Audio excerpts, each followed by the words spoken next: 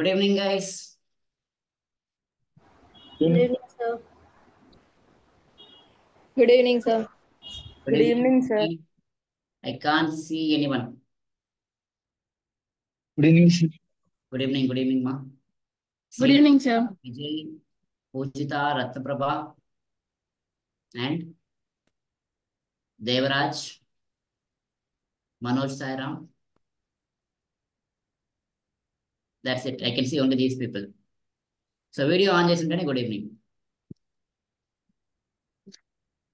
అంతే కదా, న్యాయం కదా, fire. Principles of natural justice. Good evening to Rupesh and Bhavagna also. Yeah. Welcome back to the last session of NCERTs. Emotional అవుతున్నారా? చిచి అదేం లేదు సార్ అంట. నిన్న చెప్పాను కదా, like it's a foundation course like IAS trainees. Next will be advanced in phase 1. Okay, 1 or 2 weeks gap వస్తుంది. So can ఏవైతే ప్రాబ్లమ్స్ ఉన్నాయో అవన్నీ సాల్వ్ చేసుకోవచ్చు. So you can utilize that time. So ఇవాళ ఎవరికి ఉంది actually task 5th and 6th? Sir 6th Sir, నాకు. 5th నాకు విక్రమ్ సార్ చెప్పారు 5th ఎవరికి 6th ఎవరికి అని. సో మీరే కరెక్ట్గా చెప్పండి. సార్ నాకు 5th నేను చెప్పాలి. సార్ నాకు 6th. 6th ఆ ఓకే, దాన్ని ఎందుకు వచ్చిన గొడవ, ఒక 6 or 5 తీసుకుంటే. Okay, good good good. Devraj కనిపిస్తలేవమ్మా? కరెంట్ లేదు సార్. కరెంట్ లేదు, కొంచెం కూడా కనిపిస్తుంది. వర్షం సార్ కొంచెం కనపడదు. లేదు, మొత్తం కనపడలేదు, బ్లాక్ ఉంది. ఓకే, రెయిన్ పడుతుంది సార్ ఇటు సార్. ఆ లైట్ మొబైల్ లైట్ పడట్లేదా ఫేస్ మీద కొంచెం? ఓకే సార్, బ్రైట్నెస్ పెట్టాను సార్. కొంచెం పడుతుంది కదా. ఓకే సార్, పెట్టేసిన సార్ మొత్తం. పెట్టేసినవా? ఇప్పుడు కనపడుతుంది, ఎవరో ఉన్నారు. నువ్వేనా కదా? Okay sir. నువ్వేనా Deva? Yes sir. Okay, good. ఎలా ఉంది ఎకానమీ ఎక్స్పీరియన్స్? ఇంట్రడక్టరీ మంచిగా మ్యాక్రో ఎకనామిక్స్ ఈక్వేషన్ వచ్చింది సార్, అది మరి అవి ఎట్లా అమ్మా ఇప్పుడు స్టార్ట్ చేసినావా? కొద్దిగా మీరు మ్యాథ్స్ ఉంది కదా సార్ మధ్యలో. మ్యాథ్సా? ఫార్ములాసా? ఫార్ములాస్ ఆఫ్ ఫార్ములే మ్యాథ్స్ అన్నావు కాబట్టి ఫార్ములాస్ మీకు ఇంపార్టెంటే కాదు ఎకానమీలో. You can forget about formulas. Learn the concept నేర్చుకోండి. ఆ ఫార్ములా నుంచి మనం ఏం తెలుసుకోవాలో తెలుసుకోండి. ఫార్ములా వద్దన్నా గుర్తుంటుంది, గుర్తున్న పైన నష్టం లేదు. కాన్సెప్ట్ తెలుసుకోవాలి. See, once you become IAS officer, you will be given assistance from group 1 and group 2 officers. వాళ్ళు అయిపోయి కూర్చోబెట్టి పనులు ఏం కావాలో చేసి పెడతారు పాప, ఏమని. So but you have to decide on policies. మీకు ఎలా కావాలనేది మీకు క్లారిటీ ఉండాలి. ఎలా చేస్తే ప్రజలకు మంచి జరుగుతుందని మీకు ఐడియా ఉంటుంది. సో దానికోసం కాన్సెప్ట్ నేర్చుకోవాలి. బట్టి పడకండి ఫార్ములా, రాకపోతే చిరాకు పడకండి. ఎకానమీ అంతా ఇంతే, ఎప్పుడు రాదని అర్థం చేసుకోండి. జస్ట్ కాన్సెప్ట్ అర్థమైతే చాలు. అండ్ అర్థమైన ఎప్పుడు గుర్తుంటాయండి economy. Give an example for everything. Give yourself an example. అదృష్టం ఏంటంటే ఎన్సీఆర్టీలో వాళ్ళే ఎగ్జాంపుల్ కూడా ఇస్తారు. ఆ ఎగ్జాంపుల్ నోట్ చేసుకున్న పర్లేదు, లేదు మీ ఓన్గా మీరు ఒక ఎగ్జాంపుల్ క్రియేట్ చేసుకున్నా ఓకే. చిన్న ఎగ్జాంపుల్ ఆ కాన్సెప్ట్. ఎగ్జాంపుల్స్ నేర్చుకుంటే ఎకానమీ చాలా ఈజీ ఉంటుంది, అర్థమవుతుంది. అట్లీస్ట్ చదివినప్పుడు కొత్తగా ఉందని అనిపించు. ఓకే, రెడీ ఉన్నారా? The future belongs to those who believe in the beauty of their dreams. Quotation బాగుంది దేవరాజ్, గుడ్. సో స్టార్ట్ చేద్దామా? హాయ్ శ్రీలేఖ. Hello sir. ఎలా ఉన్నారమ్మా? పర్లేదు సార్, హెల్త్ బాగుందా? బాగుంది. ఇక్కడ హెల్త్ బాగుంది సార్. ఇక్కడ విలేజ్ లోనే కొంచెం నెట్ అది సరిగా లేదు సార్, వైఫై. పర్లేదు you're perfectly all right. Voice వస్తుంది, వీడియో వస్తుంది. ఇన్ కేస్ స్ట్రక్ అయిన ఫీలింగ్ వస్తే కనుక వీడియో ఆఫ్ చేయొచ్చు when you face that dynamic issues. Okay. So good, start చేద్దామా? The last 2 chapters of our NCERTs. Trinitya, शुरू कर. Okay sir. మనకి chapter 5 government budget and economy. ఇందులో private sector and government sectors తీసుకున్నారు. Mixed economy అంటే both private sector and government sector combines as a named as mixed economy, carried on through government budget. First one, government budget meaning and its components. In the budget లో financial year తీసుకుంటారు. ఇది ఎప్పటి నుంచి అంటే 1st April to 31st March. ఈ ఈ period లో ఏదైతే మనీ ఇన్వెస్ట్ చేస్తారో దాన్ని బడ్జెట్ అంటారు. The budget document relates to receipts and expenditure of the government. ఇందులో 2 అకౌంట్స్ ఉంటాయి. First one revenue account, second one capital account. Revenue account ని రెవెన్యూ బడ్జెట్ అంటారు. It relates to current financial year. Second one capital account, it is called as capital budget. It relates to assets and liabilities of the government. ఒకసారి next one difference explain చేయనా, like రెవెన్యూకి క్యాపిటల్కి difference ఏంటని చెప్పి start చేయండి. Revenue అంటే connection revenue అంటే what we receives. Capital అంటే long term, అంటే ఎగ్జాంపుల్ గా మనం ఒక బిల్డింగ్ కడితే అది లాంగ్ టర్మ్ గా ఇన్వెస్ట్ చేస్తాం కదా, దాన్ని క్యాపిటల్ అంటారు. రెవెన్యూ అంటే what we receive from government. అదేనా సార్ రెవెన్యూ? లైక్ సింపుల్, కరెక్ట్గా చెప్పావు. రెవెన్యూ ఈస్ అంటే ఇన్కమ్ అనమాట, ఓవరాల్ ఇన్కమ్ వితౌట్ ఎక్స్పెండిచర్, దాన్ని రెవెన్యూ అంటారు. వితౌట్ ఎక్స్పెండిచర్ ఎంత అయితే మనకు వస్తుందో అది రెవెన్యూ. సో గవర్నమెంట్కి వచ్చే రెవెన్యూ గవర్నమెంట్ చెప్తాం, రెవెన్యూ తెలుస్తుంది. ఎలా వస్తుంది revenue? Direct tax, indirect tax అవన్నీ. అండ్ క్యాపిటల్ ఇన్కమ్ అంటే, క్యాపిటల్ రిసిప్ట్ అంటే, క్యాపిటల్ అనే word correct which is used for investment. But how it gets that receipt or the amount? ఎలా వస్తుంది అమౌంట్ అంటే, ఒకటి లోన్స్ తీసుకోవచ్చు. సో బయట నుంచి లోన్ తీసుకుందాం, ఇండియా గవర్నమెంట్ లోన్ తీసుకుంటే ఇన్కమ్ వచ్చిందా? అంటే లోన్ తీసుకుంటున్నారు అంటే ఏదో ఒక పర్పస్ కోసం తీసుకుంటాం, ఏదో ఒక పని మీద తీసుకుంటాం, సరదాగా తీసుకోం కాబట్టి. సో ఆ పని అనేది investment, it would be invested somewhere. So అది క్యాపిటల్ అవుతుంది. లేదు, ఇండియా దగ్గర ఆస్తులు ఉన్నాయి, ఇండియన్ గవర్నమెంట్లో ఆస్తులు ఉన్నాయి, వైజాగ్ స్టీల్ ప్లాంట్ కావచ్చు, ఏదైనా పబ్లిక్ సెక్టర్ అండర్టేకింగ్స్ కావచ్చు, ఎయిర్ ఇండియా అమ్మేసింది మొన్న రతన్ టాటాకి, చాలా ఇయర్స్, కొన్ని ఇయర్స్ అవుతుంది ఇలాగా. సో అసెట్స్ అమ్మేదాన్ని డిస్ఇన్వెస్ట్మెంట్ అంటారు. Investing is putting money in something as a business. And as I have told you multiple times, the present central government says that we have no business in doing business. So these people started disinvesting. What is disinvesting? Selling the assets. Assets and ఆస్తులు. So government ఉన్న ఆస్తుల్ని అమ్మేయడాన్ని disinvestment అంటాం. Because they are reducing their stakes in the company. Stakes అంటే ఒక కంపెనీలో వాళ్ళ share, వాళ్ళ వాటాను తగ్గించుకోవడం. ఎలా తగ్గించుకోవాలి? ఉన్నది అమ్మేయడం. దాన్నే టెక్నికల్ టర్మ్స్లో ఆర్ ఎకనామిక్ టర్మ్స్లో డిస్ఇన్వెస్ట్మెంట్ అంటారు. మీకు దాని గురించి అంటే అదొకసారి మీరు చూడాలి అనుకుంటే కనుక, you can take budget of any financial year, the recent years. Last 2024 బడ్జెట్లో కూడా నిర్మలా సీతారామన్ గారు డిస్ఇన్వెస్ట్మెంట్ గురించి మాట్లాడారు. సో డిస్ఇన్వెస్ట్మెంట్ చేస్తున్నారు. సో వచ్చిన మనీతో ఏం చేస్తారు? పార్టీ చేసుకోరు కదా. They invest that money in some company or in any other work. That is priority of the government కదా. సో ఇలాంటివి అంటే డిస్ఇన్వెస్ట్మెంట్ ద్వారా కావచ్చు, లేదా లోన్స్ తీసుకొని ఆ వచ్చిన అమౌంట్ అయినా కావచ్చు, ఇవి క్యాపిటల్ వాడతారు. So these type of incomes are called capital income or capital receipt. These the difference. మరి రెవెన్యూ అయింది సార్, అది కూడా వచ్చే ఇన్కమే కదా, దాన్ని కూడా క్యాపిటల్ వాడచ్చు కదా. వాడచ్చు, బట్ డైరెక్ట్గా తీసుకుండేది గవర్నమెంట్ ఏం స్పెషల్గా ఏం చేయాల్సిన అవసరం లేదు, అవి డైరెక్ట్ వచ్చేస్తాయి. వాటిని రెవెన్యూ అంటాం. డిఫరెన్స్ చూపించాలి అంటే, లోన్స్ తీసుకుంటే కనుక government is putting efforts and getting loan. They have to pay back. మళ్ళీ వెనక్కి కట్టాలి, లేకపోతే దొరుకోరు కదా, వెనక్కి కట్టాలి. సో అది అట్లా లయబిలిటీ కింద తీసుకుంటున్నాం, అంటే భారం పడుతుంది. లోన్ తీసుకున్నా మళ్ళీ కట్టాలి. ఈ డబ్బులను ఎక్కడైనా పెట్టి దాని నుంచి గ్రో చేసి ఇన్కమ్ని జనరేట్ చేసి ఆ డబ్బుల నుంచి అది కట్టేయాలి. సో ఇట్లా వచ్చిన క్యాపిటల్ డిస్ఇన్వెస్ట్మెంట్ నుంచి వచ్చిన కావచ్చు, లేదా లోన్ తీసుకుంటూ వచ్చింది కావచ్చు. These are not regular as usual incomes. మనం పర్పస్ డ్రివెన్లో చేస్తున్నాం. బట్ రెవెన్యూ అనేది ట్యాక్సెస్ నుంచి వచ్చేది, అవి ఆటోమేటిక్గా వచ్చేస్తాయి. It is the principal source of income. That's why it is called as revenue and the other source of income is called as capital. Clear?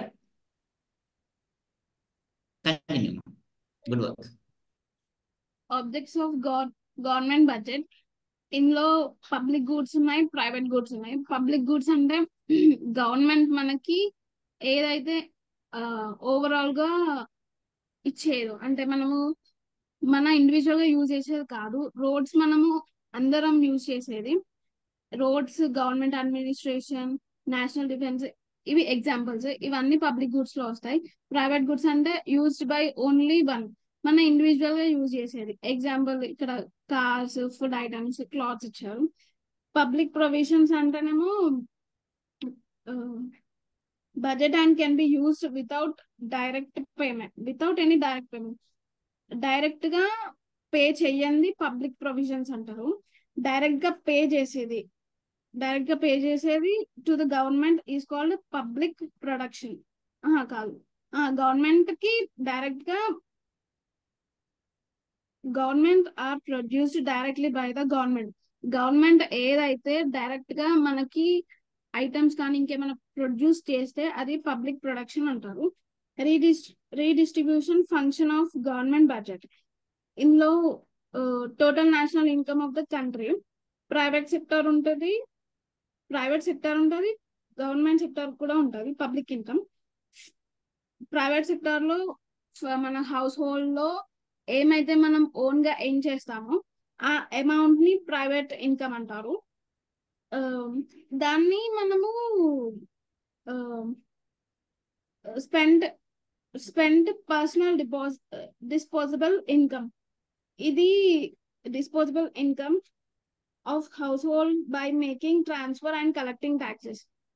దీన్ని రీడిస్ట్రిబ్యూషన్ ఫంక్షన్ అంటారు. Classification of receipts. ఇది వచ్చే ముందు మనకి ఇక్కడ ఒకటి ఫ్లో చార్ట్ ఇచ్చారు.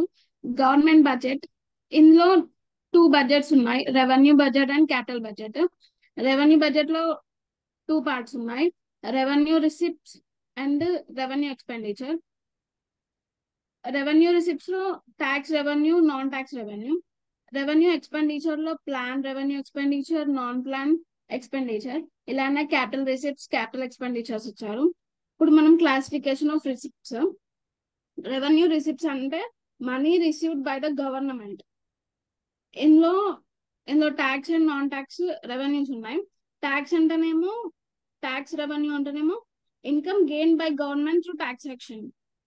ఇందులో డైరెక్ట్ ట్యాక్స్ ఉంటాయి, ఇండైరెక్ట్ ట్యాక్స్ ఉంటాయి. డైరెక్ట్ ట్యాక్స్ ఏమో personal income tax, corporation tax వస్తాయి. ఇండైరెక్ట్ ట్యాక్సెస్ లోనేమో excise taxes, custom duties, service taxes వస్తాయి. ఇందులో second one non tax revenue. Non tax revenue అంటేనేమో govt revenue is not general from taxes. అంటే not general from taxes. Example మనము fines and penalties అంటే indirect గా తీసుకోకుండా fines ద్వారా తీసుకుంటాం. Non tax revenue. Capital receipts అంటే receives money by way of loans or from the sale of its assets. Example మనం bank తీసుకున్నాం. మనం బ్యాంక్ లో లోన్ తీసుకోవాలంటే మనం ఏదన్నా అంటే దాన్ని ష్యూరిటీ పెట్టాలి కదా. నేను ఒకవేళ మా ఇంటి కాగితాలు పెట్టాను అనుకో, ఒకవేళ ఆ లోన్ క్లియర్ చేయకపోతే వాళ్ళు పేపర్స్ తీసుకుంటారు. అంటే నాకు ఇప్పుడు నేను నా ఇల్లుని లాస్ అయినట్టే కదా. ఆ లాస్ ని నేను కట్టుకోవాలంటే లయబిలిటీకి వెళ్ళిపోతాను. అంటే నేను నా ఇల్లుని కోల్పోయినట్టే కదా ఆ లోన్ క్లియర్ చేయకపోతే. అది ఎగ్జాంపుల్ గా నేను బ్యాంక్ తీసుకున్నాను. Classification of expenditure. ఇందులో రెవెన్యూ ఎక్స్పెండిచర్ ఉంది. ఎక్స్పెండిచర్ అంటే ఎక్స్పెన్స్, మనము పోయేది. రెసిప్ట్స్ అంటేనేమో ఆదాయం మనకు వచ్చేది.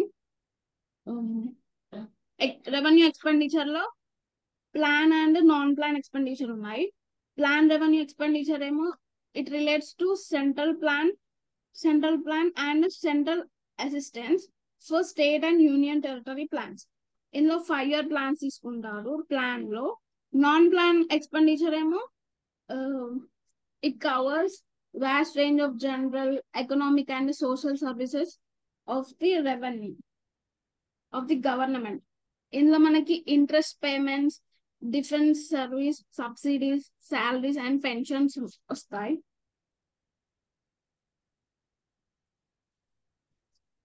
రెవెన్యూ ఎక్స్పెండిచర్ మనకి డెఫినేషన్ ఏంటంటే any money spend by a business that covers short term expenses. అంటే షార్ట్ టర్మ్ లో తీసుకుంటారు అని నేను డెఫినేషన్ గా రాస్తున్నాను.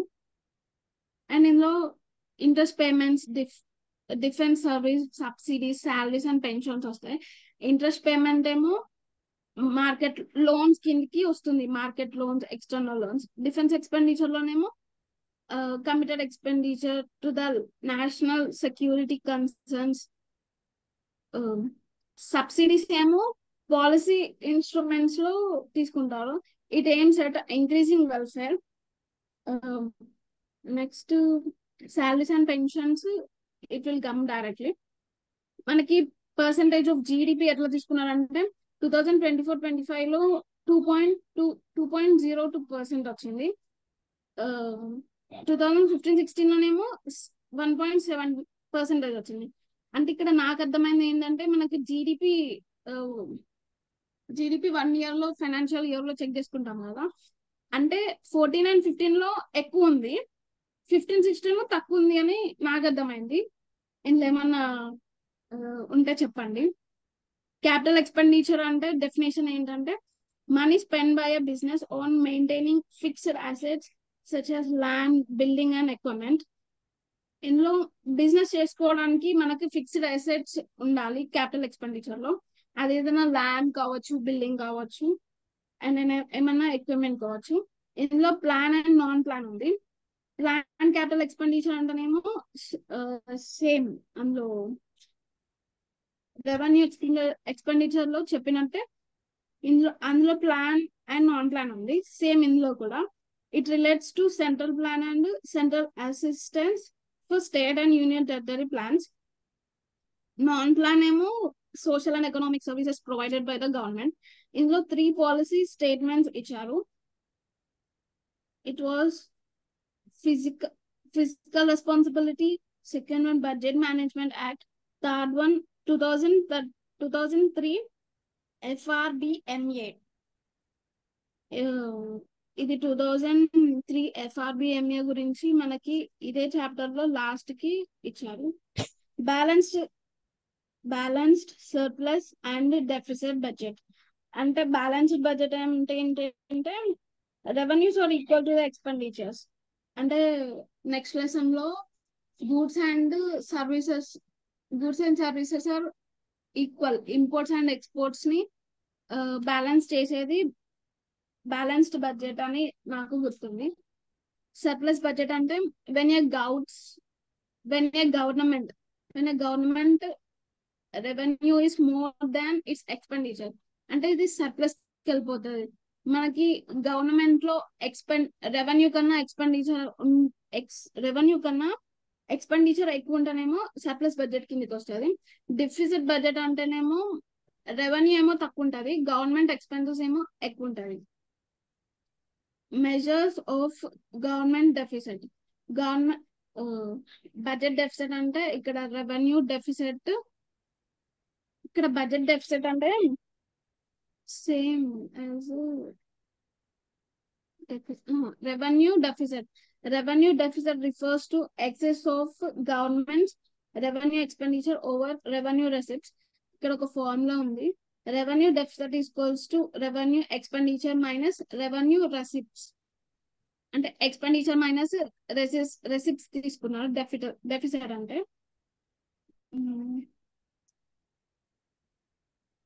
It comes as shortage of funds to maintain daily affairs. ఇక్కడ ఫిజికల్ డెఫిసిట్ అంటేనేమో definition a shortcoming in the income of government as compared to its spending. అంటే ఇక్కడ short term coming income coming ఉంటుంది compare to as its spending. Example ఏంటంటే కాదు, it differs as a difference between government's total expenditure and its total receipts excluding borrowing. ఇక్కడ ఒక formula ఇచ్చారు, gross physical deficit equals to total expenditure minus revenue receipts plus non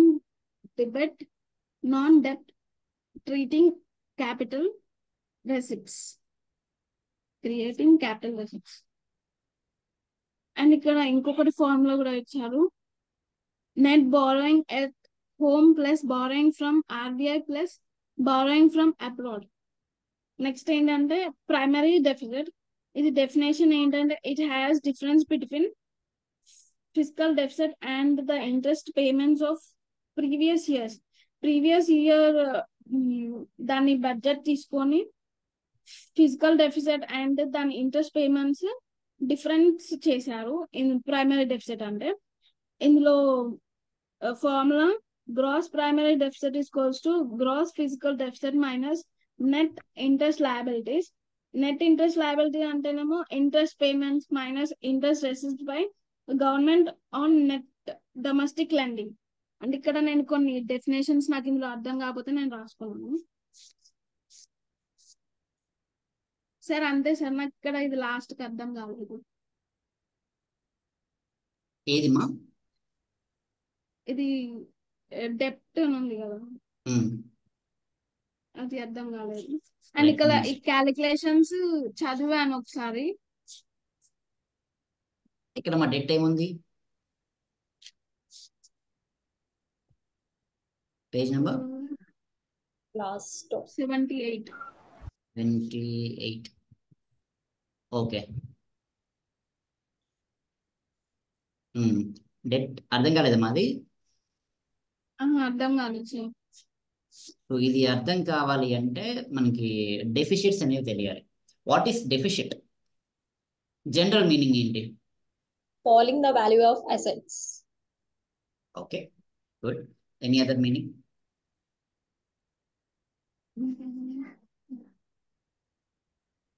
కావాల్సిన దానికన్నా తక్కువ ఉండడం, అంతేనా? Deficit. So what we have is less than the required, in simple terms. Do you agree? Yes.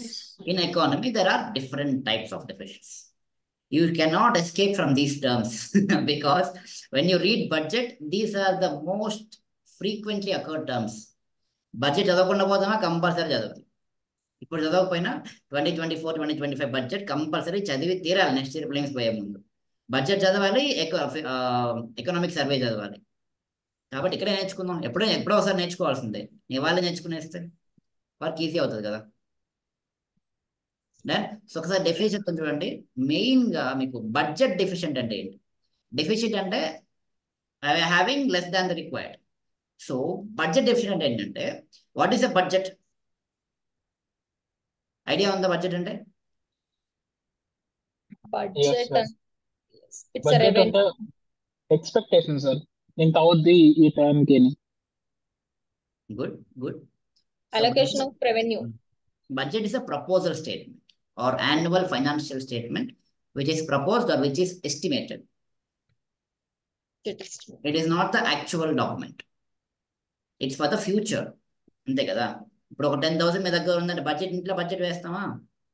Food కింద అవుతుంది, బట్టల కింద అవుతుంది, ఫెస్టివల్స్ ఎన్ని వస్తాయి, బడ్జెట్ వేసుకుంటాం. అలాగే జరగాలని రూల్ ఉందా? మారిపోవచ్చు, సిచ్యువేషన్ తగ్గట్టు చేంజ్ అవుతూ ఉంటుంది. అలా వచ్చినట్టు మనం పేషెంట్ ఇంప్లిమెంట్ చేయగలిగితే బెస్ట్. సో గవర్నమెంట్ కూడా తన దగ్గర ఉన్న మనీని, తన దగ్గర ఉన్న లైక్ రెవెన్యూని లేదా తన దగ్గర ఉన్న ఇన్కమ్ని ఎలా స్పెండ్ చేస్తుంది అనేది ఒక ప్లాన్ ఇస్తుంది. This is how we're gonna spend the assets liabilities or the incomes of this country. So incomes ఇలా వస్తున్నాయి ఇండియన్ గవర్నమెంట్ ఇండియాకి. ఈ ఇన్కమ్స్ ఇలా స్పెండ్ చేయబోతున్నాం. ఇన్కమ్స్ వచ్చే ఇన్కమ్ ఇలా స్పెండ్ చేయబోతున్నాం. This is how we gonna spend. So that proposal, that estimate given by the government which is read by the finance minister, is called annual financial document or simply budget. మరి ఆ budget సంబంధించే కొన్ని words ఉన్నాయి చెప్తా. So first of all budget deficit. So what do you mean by budget deficit? Any guesses? Expectation కన్నా తక్కువ ఉండడం. Good good. So logic గమనించండి, బడ్జెట్లో ఏముంటాయి మనకి? ఇన్కమ్ని ఎక్స్పెండిచర్ చూపిస్తుంది, అంతేనా? Income and expenditure, simple. So budget deficit అంటే ఎక్స్పెండిచర్ ఇన్కమ్ కన్నా ఎక్కువ ఉండడం. నేను కామన్ వర్డ్సే వాడుతున్నాను, మీకు అర్థం కావాలి. బడ్జెట్ డెఫిసిట్ మీన్స్, బడ్జెట్ అంటే ఇన్కమ్ని ఎక్స్పెండిచర్ని చూపించే document, estimate. So budget deficit ఏమవుతుంది? ఎక్స్పెండిచర్ ఇన్కమ్ కన్నా ఎక్కువైపోయింది. ఇన్కమ్ అనొచ్చు, రెసిప్ట్ అనొచ్చు. రెసిప్ట్ అంటే వాట్ వి రిసీవ్. సో మనకు వచ్చేదానికన్నా పోయేది ఎక్కువ ఉంటే దాన్ని బడ్జెట్ డెఫిసిట్ అంటారు. ఓకేనా? క్లియర్ అయితే next revenue deficit. Revenue deficit అంటే ఏంటి సార్? రెవెన్యూ గురించి మాత్రమే మాట్లాడుతున్నాం. మీకు ఒక టెక్స్ట్ బుక్లో ఒక ఫ్లో చార్ట్ ఇచ్చారు, బడ్జెట్ అని. రెవెన్యూ ఇట్స్ ఏ క్యాపిటల్, చూసారా? Light Yes, sir. కలర్ లో ఉంటుంది. రెవెన్యూ గురించి మాట్లాడుతున్నారు అంటే రెవెన్యూ దేని గురించి ఎట్లా వస్తుంది? Tax. Taxes. So what is revenue deficit? Revenue receipts are less. So what government receives as revenue has reduced, or it was what you call, it came out to be less than the expected. అంతేనా? ఎంత revenue వస్తుంది అనుకున్నారో అంత రాలే, expenditure అలాగే ఉన్నాయి. జాగ్రత్తగా గమనించండి. బడ్జెట్ డెఫిసిట్ అంటే రెవెన్యూ కన్నా ఎక్స్పెండిచర్ పెరగడం. అది ఎలా అయినా జరగవచ్చు, రెవెన్యూ తగ్గిపోవచ్చు, ఎక్స్పెండిచర్ రెవెన్యూ అట్లాగే ఉండి ఎక్స్పెండిచర్ పెరగవచ్చు, ఏదైనా జరగవచ్చు. జనరల్గా బడ్జెట్ డెఫిసిట్ అది. స్పెసిఫిక్గా రెవెన్యూ డెఫిసిట్ అంటున్నామంటే మీనింగ్ ఏంటి? ఒక 1000 రూపీస్ వస్తాయి, 1000 రూపీస్ ఇలా ఖర్చు పెడతాము అని చెప్పి ఒక ప్లాన్ వేసుకుంటాం. 1000 రాలా, 900 వచ్చింది. సో రెవెన్యూ డెఫిసిట్ ఎంత ఉంది? అక్కడ 100 రూపీస్ ఉంది. ఇది గవర్నమెంట్ వచ్చి థౌజండ్స్ ఆఫ్ క్రోర్స్లో లేదా హండ్రెడ్స్ ఆఫ్ క్రోర్స్లో ఉంటుంది. ఇది రెవెన్యూ డెఫిసిట్. ఫిస్కల్ డెఫిసిట్ అంటే ఏంటి? Any guesses? What is fiscal? The public money, sir. Okay, what is the meaning of the word fiscal? Come on, Google it. Related to money, sir. Google it. Google అదే ఇస్తాను sir. Google కూడా relating to money అని చూపిస్తుంది sir, financial matters. Okay, కానీ ఇంకొంచెం research చేయాలి. Top లో వచ్చింది అదే వస్తుంది. Total revenue between the total revenue and total expenditure. Including tax, sir. అంటే government expenditures and Difference Total- between the total expenditure and total revenue. What is difference between total expenditure and Total Total- revenue. total revenue? And including debts. Debt. Be silent, ma. డెబ్ట్.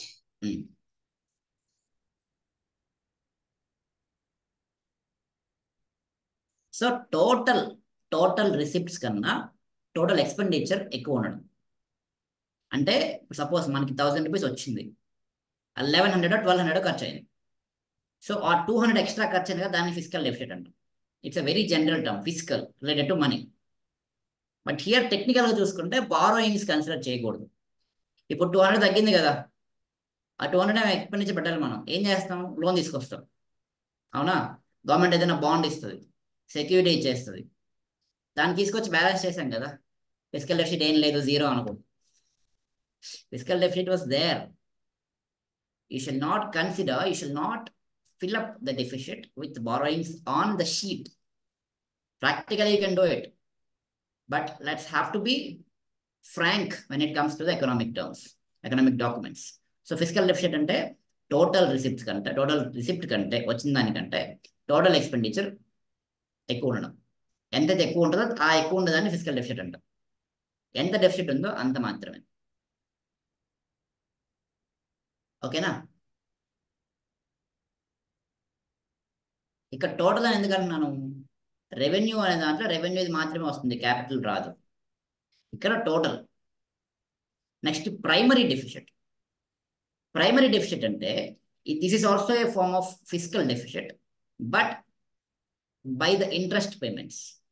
ఎంతమంది loan తీసుకొని interest కడతాం కదా, అలా interest కట్టేస్తే దానివల్ల వచ్చిన డెఫిషిట్ని primary deficit అంటారు. అర్థమైందా basic?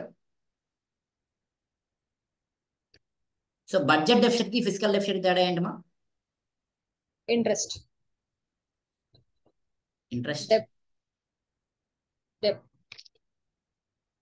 Any other answers? Good, but any other answers ఇంకా కొంచెం సింప్లిఫై చేసేటట్టు. Come on Rupesh. Income sir. How? Common in all.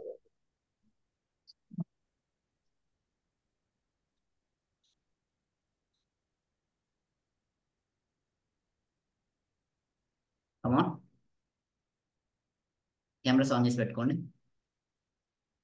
So what's the difference between physical deficit and budget deficit?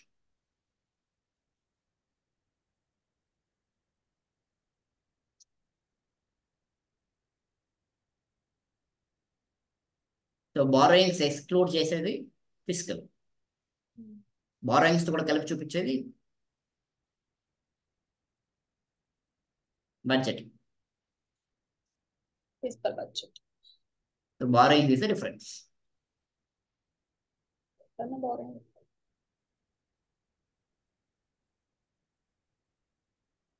So last paragraph ఎంత ఉంది కదా, debt.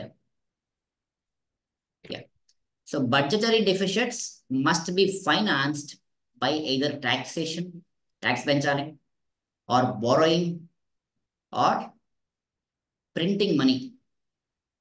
కొత్తగా money అన్న print చేయాలి, అప్పు తీసుకురావాలి, లేదా ట్యాక్స్ పెంచాలి. Governments have mostly relied on borrowing, giving rise to what is called government debt. Debt అంటే అప్పు, బి సైలెంట్, అది డెట్ అంటారు. డెట్ అంటే సింపుల్ గా చెప్పాలంటే అప్పు. అప్పు ఎందుకు పెరుగుతుంది? అప్పు తీసుకొస్తే పెరుగుతుంది, లోన్ తీసుకుంటే పెరుగుతుంది. సో గవర్నమెంట్ బారోయింగ్ అనే ఆప్షన్ ఎక్కువ యూజ్ చేస్తుంది, దానివల్ల గవర్నమెంట్ డెట్ పెరుగుతుంది. The concepts of deficits and debt are closely related. Deficit అంటే డెట్ తీసుకుంటాం. So deficits can be thought of as a flow which add to the stock of debt. If the government continues to borrow year after year, it leads to the accumulation of debt, and the government has to pay more and more money by way of interest. These interest payments themselves contribute to the debt. ఇదంతా ఒక vicious cycle మా, ఒకదానికి related. Deficit వచ్చిందంటే debt, loan తీసుకుంటాం. Next year ఏం చేయాలి? Payments దానికి interest ఉంటాయా? సరే అసలు కట్టకపోయినా వడ్డీ అయినా కట్టాలి కదా. అంటే ఈ ఇయర్ వచ్చిన అంత ఇన్కమ్ నెక్స్ట్ ఇయర్ కూడా వస్తే నువ్వు లాస్లో పోయినట్టు. ఎందుకు? ఇంతకుముందు లోన్ తీసుకుని దాన్ని సెట్ చేసుకున్నాం, ఇప్పుడు ఇంట్రెస్ట్ కట్టాలి, ఎక్కడ నుంచి తీసుకొస్తాం? సో ఇన్కమ్ పెరగాలి. సో మళ్ళీ దాని మీద ఇంకో లోన్ తీసుకొని ఇంకా ఇంట్రెస్ట్ పెరిగి, సో డెఫిషిట్ ఇలాగే year after year government loan తీసుకుంటూ ఉంటే ఏమవుతుంది? డెట్ పెరిగిపోతూ ఉంటుంది. ఇది debt concept. So perspectives on the appropriate amount of government debt. There are two interlinked aspects of the issue. One is whether government debt is a burden. Two, the issue of financing the debt. ఒకటి, government మీద burden అవుతుందా ఉన్న అప్పు. రెండు, ఎలా finance చేస్తావు, ఆ debt clear చేయడానికి ఎలా తీసుకొస్తావు. The burden of debt must be discussed keeping in mind that what is the use of one small trader's debt may not be a true for the government's debt. And one must deal with the whole differently from the part. Unlike any other trader, the government can raise resources through taxation and printing money. నువ్వు నేను ఇంకొకరు అప్పు తీసుకొస్తే దాన్ని కట్టడానికి మనం ఆలోచన వస్తాయి. గవర్నమెంట్ అంత ఆలోచన వస్తుండేది, ట్యాక్స్ పెంచుతుంది లేదంటే మనీ ప్రింట్ చేస్తుంది. సో గవర్నమెంట్కి అంత ఇబ్బంది లేదు. By borrowing the government transfers the burden of reduced consumption on future generations.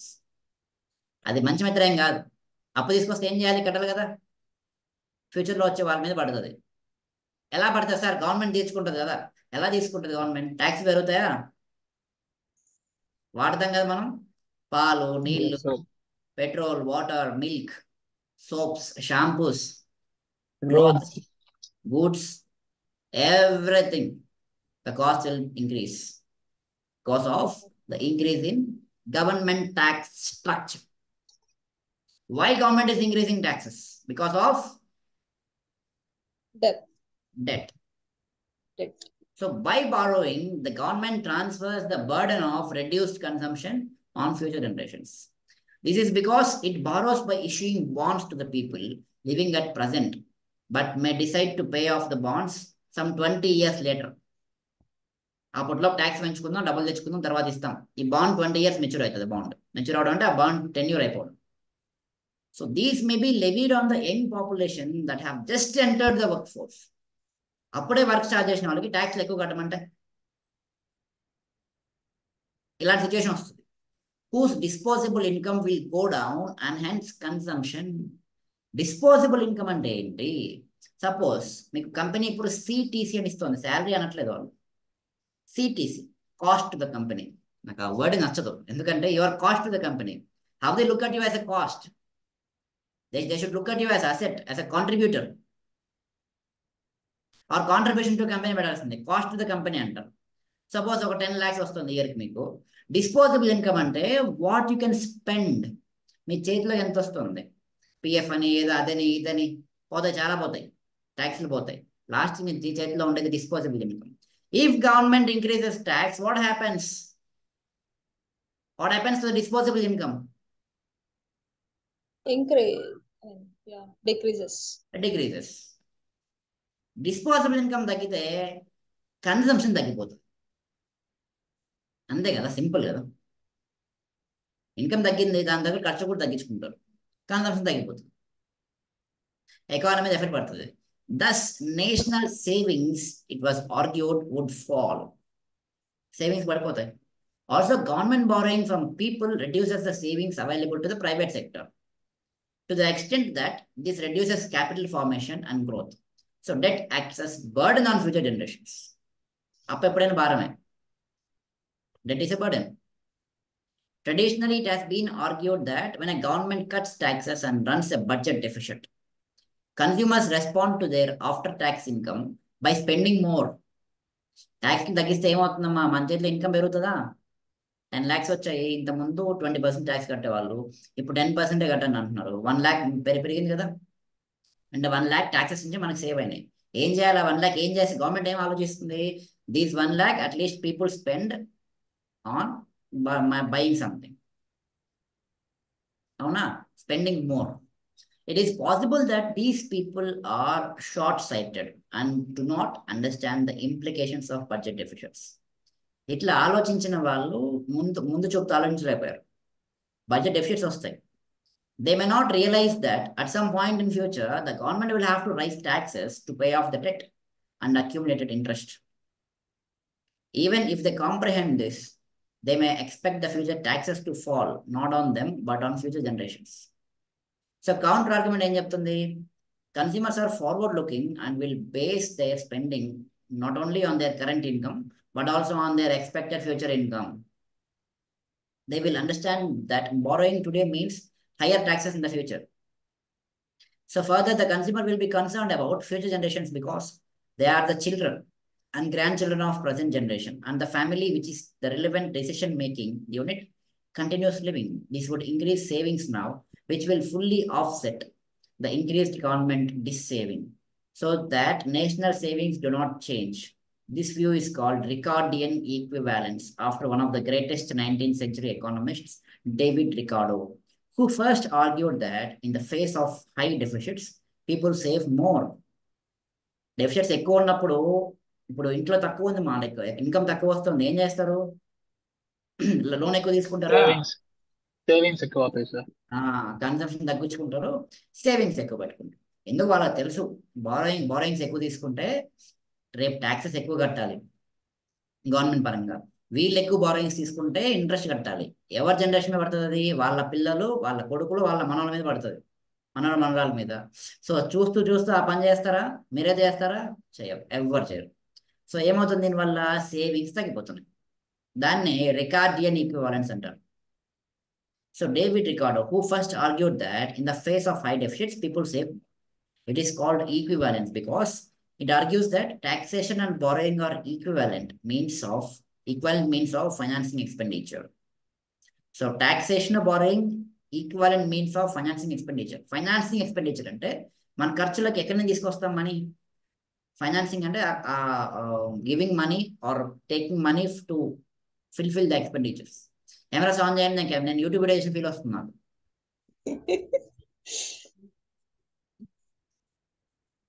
On YouTube video I speak to the camera. ఇక్కడ కూడా కెమెరాకి మాట్లాడాలంటే దీని థీమ్ ఏంటి? ఇంటరాక్షన్ కదా. ఒక్కరి ముఖంలో ఎక్స్ప్రెషన్ కనిపించట్లే, అన్ని ఆఫ్ చేసుకోండి.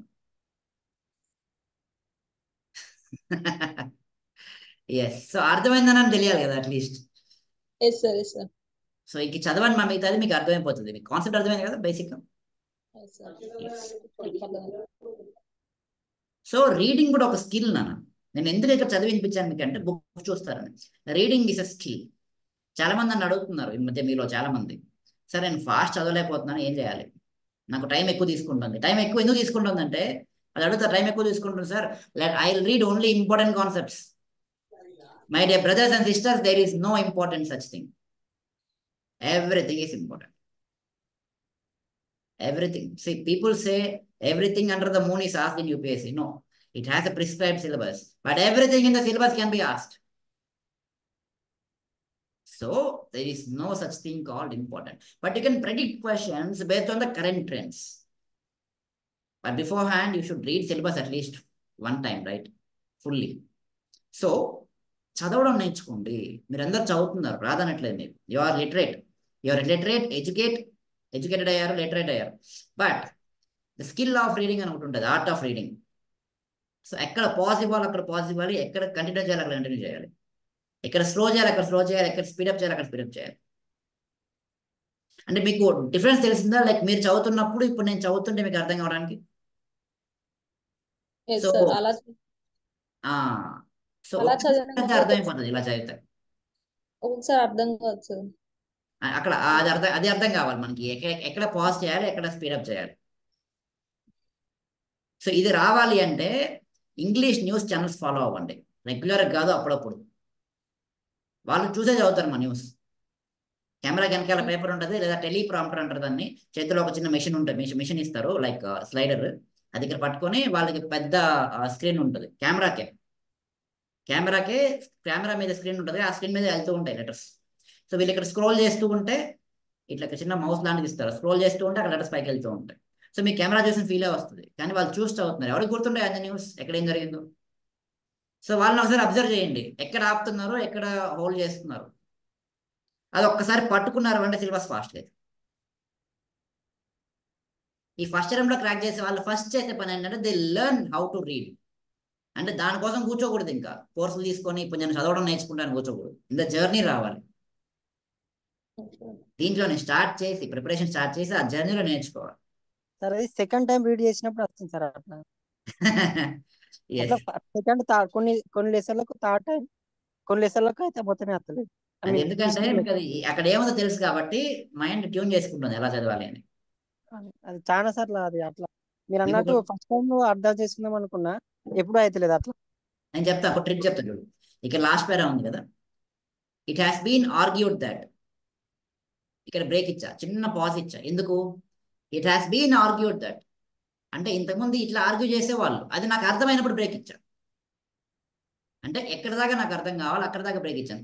It has been argued that there is a decrease in investment అంటే ఏం అర్థం కాదు. It has been argued that there is a difference in investment due to reduction in the amount of savings. ఇప్పుడు అర్థమవుతుంది. It has been argued. ఏం argue చేశారు? There is a difference in investment. Investment లో difference ఉందంట, ముందు invest చేయడానికి ఇప్పుడు invest చేయడానికి. ఎందుకు? Due to the reduction in the amount of savings available to the private sector. So private వాళ్ళ చేతిలో సేవింగ్స్ ఎక్కువ ఉంటే ఏం చేస్తారు? ఇన్వెస్ట్మెంట్ చేస్తారు. సేవింగ్స్ తగ్గిపోవడం వల్ల ఇన్వెస్ట్మెంట్ తగ్గిపోతుంది. దట్ ఈస్ అంతే, అదే చెప్పారు. దిస్ ఈస్ బికాస్ అంటే పాజ్ ఇస్తున్నాం. ఎందుకంటే ఆ ఎందుకంటే అనే వర్డ్ మీ మైండ్లో రిజిస్టర్ కావాలి.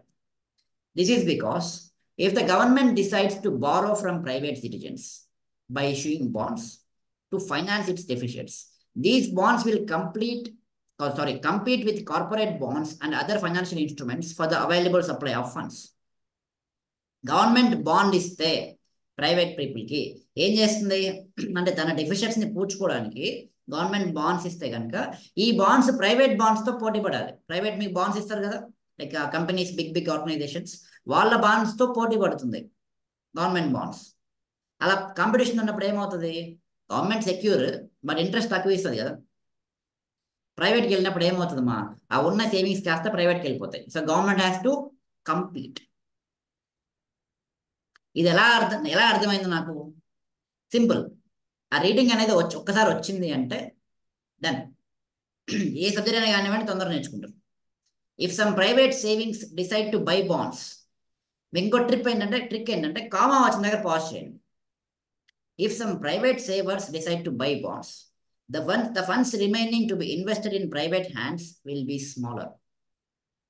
బాండ్స్ కొనాలి అని గవర్నమెంట్ పీపుల్ అనుకుంటే ప్రైవేట్ పీపుల్కి ప్రైవేట్లో ఇన్వెస్ట్ చేసే వాళ్ళు తగ్గిపోతారు. Thus, some private borrowers will get crowded out of the financial markets as the government claims an increasing share of the economy's total savings. However, one must note that the economy's flow of savings is not really fixed unless we assume that income cannot be augmented. So చిన్న pause, ఎక్కువ లేదు, చిన్న pause. ఇది మీకు రావాలి అంటే ఒక్కసారి news channel follow అవ్వండి, తెలుగు అయినా ఇంగ్లీష్ అని. ఇక్కడ ఇంగ్లీష్ ఉంది కాబట్టి ఇంగ్లీష్ ఒకసారి చదవండి. అంటే ఎంతవరకు కంటిన్యూస్గా చదివితే అర్థమవుతుంది. ఎక్కడ పాజ్ ఇస్తే ఆ చిన్న పాజ్, ఎందుకంటే మన మైండ్ షార్ప్ రియాక్ట్ అవుతుంది. అక్కడ దాకా చదివిన ఆ లైన్ని ట్యూన్ చేసుకుంటుంది, అర్థం చేసుకుంటుంది. అర్థం చేసుకొని నెక్స్ట్ రెస్పాన్స్ కోసం వెయిట్ చేస్తుంది. అప్పుడు మీరు నెక్స్ట్ రిమైనింగ్ వర్డ్స్ చదవాలి. సో కలిపి చదివేస్తే అర్థం కాదు, మళ్ళీ చదవమంటుంది. సెకండ్ టైం కరెక్ట్ చదువుతాం, సెకండ్ టైం మిస్టేక్ వస్తే థర్డ్ టైం కరెక్ట్ చదువుతాం. బట్ ఫస్ట్ టైం మీరు చేయగలిగితే కనుక మైండ్ తొందరగా గ్రాప్ చేసుకుంటుంది, టైం చాలా తక్కువలో అయిపోతుంది సిలబస్. ఓకే, సో ఎవరైతే టైం సరిపోవట్లేదు అంటారో, this is the reason. It's not the big syllabus or it's not the toughest exam. It's about your reading abilities. పెరుగుతాయి, డెఫినెట్గా పెరుగుతాయి. స్టార్టింగ్లో నాకు ఇంగ్లీష్ వచ్చేది కాదు, ఐఏఎస్ ఈసెంట్ అని కూడా తెలియదు. ఏ క్లాస్ లో సార్? ఆల్మోస్ట్ పెద్దగా స్కూల్ హైయర్ స్టడీస్లో కూడా, సెకండరీ స్కూల్ వరకు కూడా రాదు. తర్వాత యూపీఎస్సీకి వచ్చే వరకు నేను అనుకునేవాడిని I speak very good English. కాదు, it is far from reality. Then I invested some time in learning, not solely on learning. In this preparation journey I discovered reading newspaper gives me current affairs, gives me the ability to solve, comprehension in CSAT, as well as the ability to speak, to communicate what I'm thinking. So I discovered that paper. కొంతమంది paper set అవుతుంది, కొంతమందికి audio book set అవుతాయి, కొంతమందికి news channel చూస్తే set అవుతుంది. So different. So మీకు ఏదైతే interest ఉంటుందో అది చూడండి, ఆ వొకాబులరీ నేర్చుకోండి. వొకాబులరీ అనేది మీకు ఒక తెలుసు కదా, ఐడియా ఉంది కదా, ద వర్డ్స్. ఒక లాంగ్వేజ్లో వర్డ్స్ మీకు చాలా ఎక్కువ వర్డ్స్ ఉన్నాయంటే అది ఎక్కడెక్కడ యూస్ చేయాలి అక్కడ యూస్ చేస్తారు. సిగ్గుపడకండి. ఇంగ్లీష్ మాట్లాడేప్పుడు నవ్వుతారు వేరే వాళ్ళు, ఫ్రెండ్స్ కావచ్చు, ఎవరైనా నవ్వుతారు. వాళ్ళు నవ్వుతే మీకేంటి? మీ వల్ల ఒకరి హెల్త్ బాగా అవుతుంది నవ్వితే, వాళ్ళకే కదా ఆరోగ్యం. సో ఏం కాదు, మనం ఎవరైనా ఏమైనా అనుకుంటారేమో అని ఒక ఫీలింగ్ తీసేస్తే will grow very quickly. So reading, thinking, writing, communicating, ఇవి చాలా ఇంపార్టెంట్ స్కిల్స్ అనమాట. యూపీఎస్సీలో అయినా ఏ కాంపిటేటివ్ ఎగ్జామ్లో అయినా యూపీఎస్సీకి ఫస్ట్ థింక్ చేయాలి కదా, ఆలోచించాలి. So thinking skill important. అందుకని మీ ఫస్ట్ క్వశ్చన్ పేపర్స్ సిలబస్ పెట్టాం. You have to think. Reading అలవాటు కావాలి, ఎలా చదవాలి, ఫాస్ట్ కదా సిలబస్. రైటింగ్ అలవాటు కావాలి, ఎందుకంటే మెయిన్స్లో వచ్చేది అదే. కమ్యూనికేషన్, ఇంటర్వ్యూలో కాపాడేది అదే.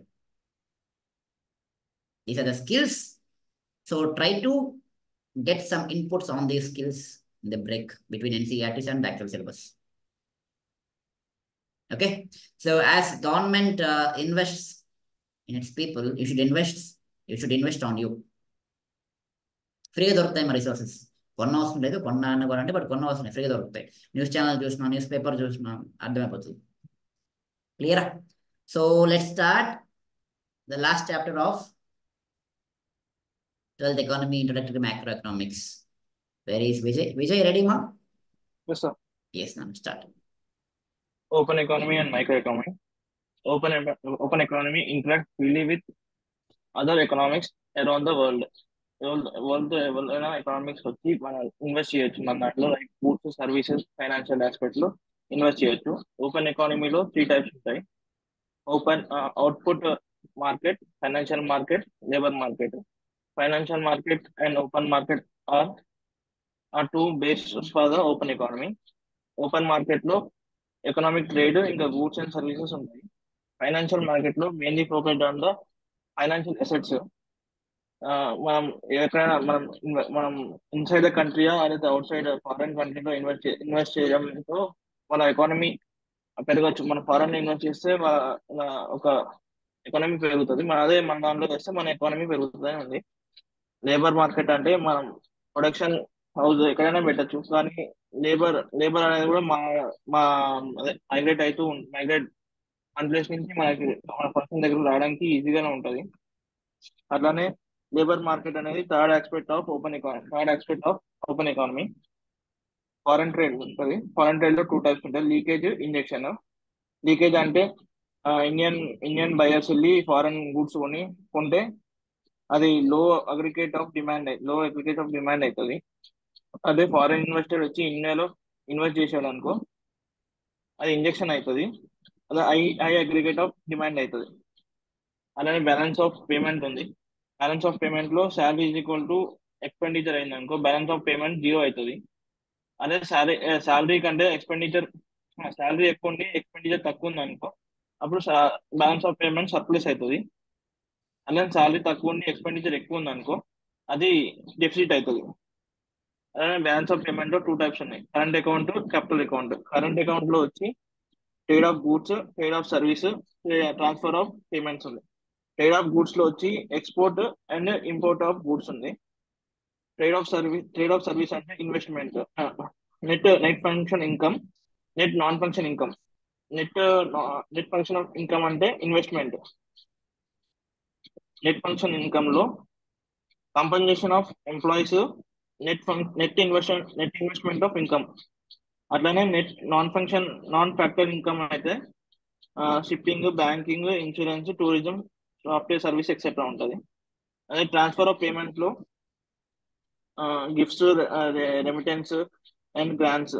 అంటే మనకి ఎవరైనా ఫారెన్ నుంచి డబ్బులు ఇంటికి పంపిస్తే అది గిఫ్ట్ కానీ ఇలా గిఫ్ట్ కింద వస్తుంది కదా, అది కౌంట్ ఉంటుంది, ఫ్రీగా ఉంటుంది అంతే. అలాగే బ్యాలెన్స్ ఆఫ్ ట్రేడ్ లో రెవెన్యూ, ఎక్స్పెండిచర్ ఉంటుంది.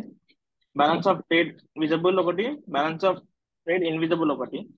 బ్యాలెన్స్ ఆఫ్ ట్రేడ్ విజిబుల్ లో గూడ్స్ ఉంటాయి. The value of export and import. Export more than import ఉంటే surplus, export less than import ఉంటే డెఫిసిట్ అవుతుంది. ఇన్విజిబుల్ లో వచ్చేసి సర్వీస్ అండ్ ట్రాన్స్ఫర్స్ కనబడతాయి. Net factor income, factor of production, land, labour, production వస్తుంది. Net factor of non factor income వచ్చేసి shipping, banking, tourism ఉంటుంది. అలానే క్యాపిటల్ అకౌంట్ వచ్చి companies purchase, money, bonds, stock అన్ని కలిపి క్యాపిటల్ అకౌంట్ లో ఉంటాయి. అట్లానే ఇందులో కూడా 3% డివైడ్ అయింది. Investment, external borrowing, external assistance. Investment లో వచ్చి 2 టైప్స్ డివైడ్ అయింది, direct investment, portfolio investment. Direct investment వచ్చి equity capital, direct capital flow, FDIs ఉంటాయి. పోర్ట్ఫోలియో ఇన్వెస్ట్మెంట్ వచ్చేసి ఎఫ్ఐఐ ఉంటాయి, ఫారెన్ ఇన్స్టిట్యూషన్ ఆఫ్ ఇన్వెస్ట్మెంట్. తర్వాత ఆఫ్ షోర్ ఫండ్స్ ఉంటాయి. తర్వాత ఎక్స్టర్నల్ బారోయింగ్ వచ్చేసి external commercial borrowing, short term debit ఉంటుంది. అదే ఎక్స్టర్నల్ అసిస్టెన్స్ వచ్చి గవర్నమెంట్ ఎయిడ్ ఇవ్వడం, అంటే మల్టీలాటరల్, బైలాటరల్ లోన్స్ తీసుకోవడం ఉంటుంది. Balance of payment, current plus capital is equal to 0 అయితే అవుట్ ఆఫ్ మనీ అవుతుంది. మన దగ్గర అవుట్ ఆఫ్ మనీ అయితే మనం ఏం చేస్తామంటే మన దగ్గర ఉన్నాయి కానీ లేదా పక్కన ఉన్న దగ్గర అప్పు తీసుకోవడం కానీ జరుగుతుంది. అదే కంట్రీ ప్రకారంగా చూసుకుంటే మన దగ్గర ఉన్నాయి అమ్మడం కానీ ఇప్పుడైతే పక్కన కంట్రీ దగ్గర నుంచి మనం తీసుకోవడం డబ్బులు తీసుకోవడం కానీ అయితే డెఫిసిట్ అంటారు. దాని రెండు ఏది చేసినా కానీ డెఫిసిట్ అంటాడు. రెవెన్యూ సేల్ అంటే మన ఆర్బీఐ దగ్గర ఉన్నాయి అమ్ముతాయి. ఆ రెవెన్యూ సేల్ అంటే revenue sale the foreign dollars exchange. మన దగ్గర అఫీషియల్ రెవెన్యూ కన్నా లో ఉంటే దాన్ని డెఫిసిట్ అంటారు. మన దగ్గర ఎక్కువ ఉంటే సర్ప్లస్ అంటారు. Autonomous and autonomous and accommodation transactions ఈ రెండు. అటోనమస్ ట్రాన్సాక్షన్ అంటే above the line of BOP. Surplus అంటే revenue greater than the expenses. Deficit అంటే revenue less than expenses. Accommodation transaction అంటే below the line. This explains the gap between the balance of payment would be deficit or surplus of balance of payment. Foreign exchange లో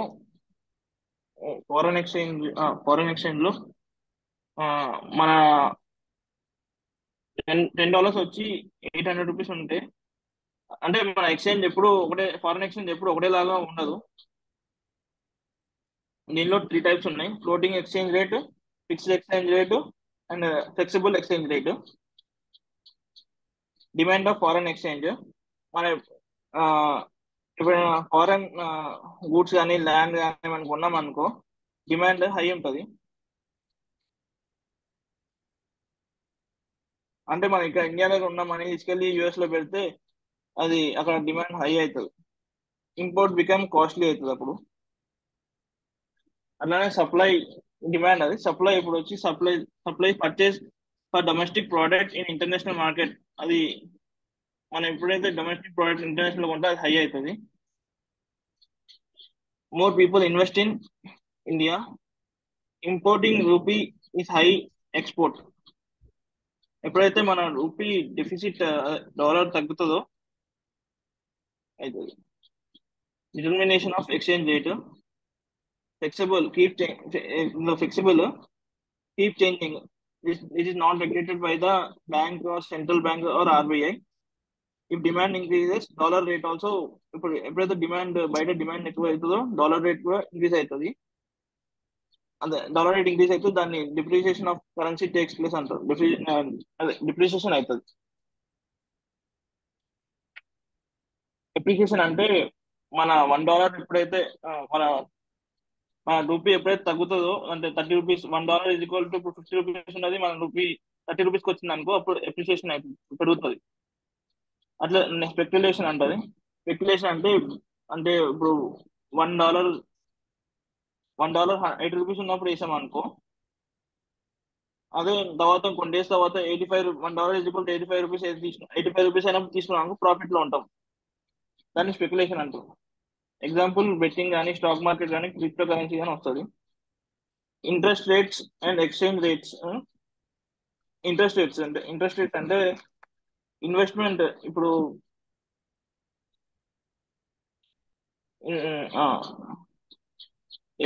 ఇప్పుడు ఏ country తక్కువ interest rate తక్కువ ఉంటే ఆ కంట్రీలోకి వెళ్ళి invest చేస్తారు Capitals. దాన్ని ఇంట్రెస్ట్ రేట్స్ అంటారు. అదే income the exchange rate. If income rise అయింది అనుకో, అట్లానే కన్జ్యూమర్ కూడా ఎక్కువ కొంటాడు.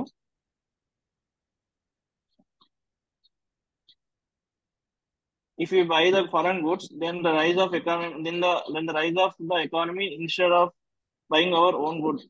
అంటే పక్క కంట్రీ వాళ్ళ గూడ్స్ కొన్నాం కంటే మన గూడ్స్ కొనడం బెటర్ అని ఉంది అనుకుంటున్నాను. అట్లానే దీనివల్ల income will not impact the exchange rate. Exchange in long run లో $1 ఇప్పుడు $1 హై అవుతుంది. అట్లానే $50 మనది మన ఇండియన్ రూపీ ఏమో కిందకి వస్తుంది. అట్లానే $1 కూడా $60 అవుతుంది. అంటే డిప్రిషియేట్ అవుతుంది అని చెప్తున్నాను.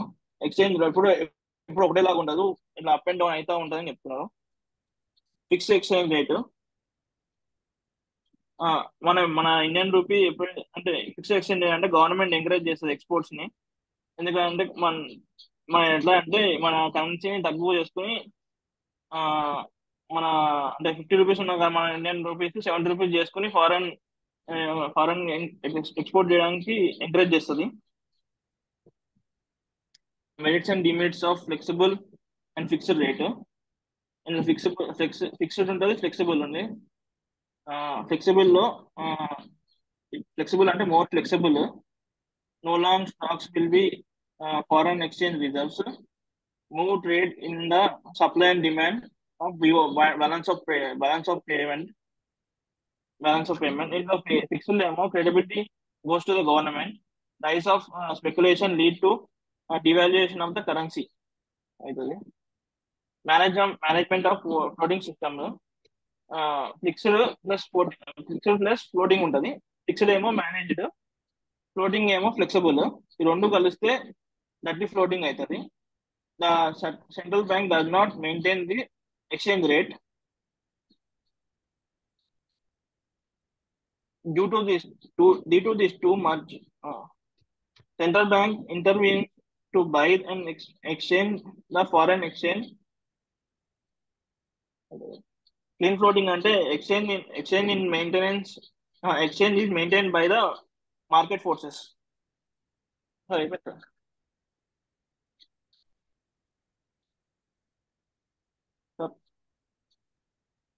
గుడ్. నీట్గా ఎక్స్ప్లెయిన్ చేస్తున్నారు, రోజు ఎందుకు చేయట్లేదు మా?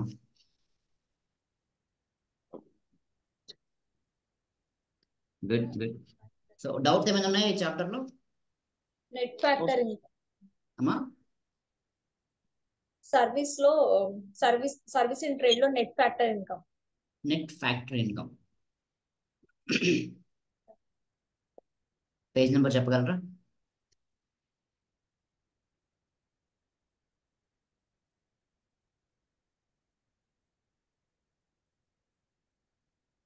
Sorry,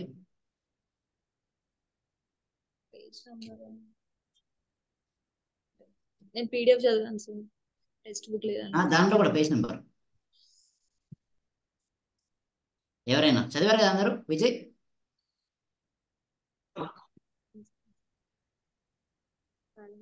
page number 86 sir.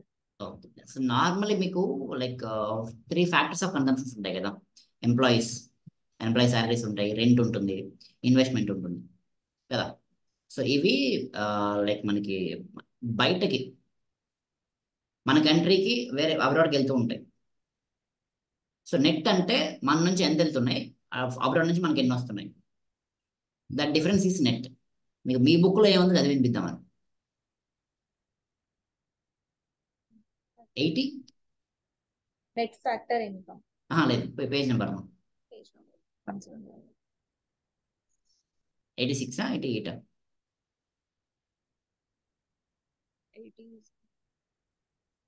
Components table ఉంది కదా sir, page number 87 in the early pages. Tabular column.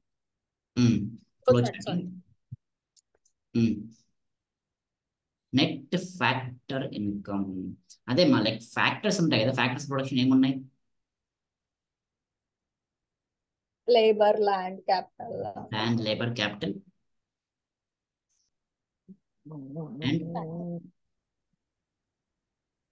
ఇంకోటి entrepreneurship. Production. Okay. So normally main factors 3 ఉంటాయి మా. ఎంప్లాయీస్ ఒకటి, రెంట్ ఒకటి, అండ్ ఇన్వెస్ట్మెంట్. సో ఇవి ఇండియాకి ఎన్ని వస్తున్నాయి, బయటకి ఎన్ని వెళ్తున్నాయి ఇండియా నుంచి. సో ఆ డిఫరెన్సే నెట్ అంటాం. Okay sir.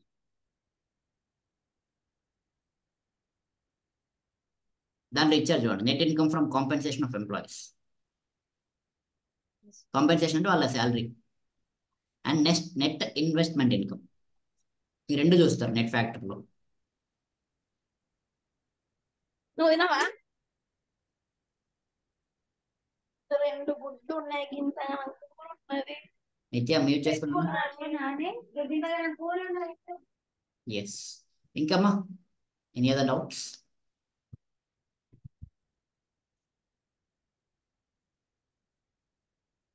Direct investment, portfolio investment, portfolio current నుంచి క్యాపిటల్ అకౌంట్స్ లో. ఎస్ మొదటి ఒకసారి డౌట్ చెప్పాలి. డైరెక్ట్ ఇన్వెస్ట్మెంట్ కి పోర్ట్ఫోలియో ఇన్వెస్ట్మెంట్ కి అంటే foreign deposit, equality capital, direct capital అంటే ఇన్వెస్ట్మెంట్ డైరెక్ట్ ఏదైతే మనం పెడతాం అదే కదా సార్ డైరెక్ట్ ఇన్వెస్ట్మెంట్ అంటే. Like how they are different?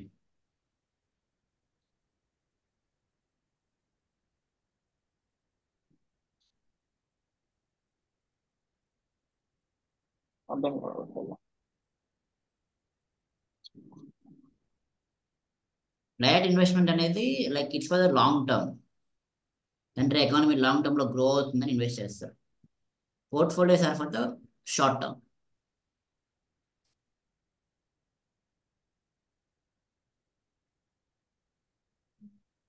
క్లియరా? టర్మ్ డిఫరెన్స్ అంతే.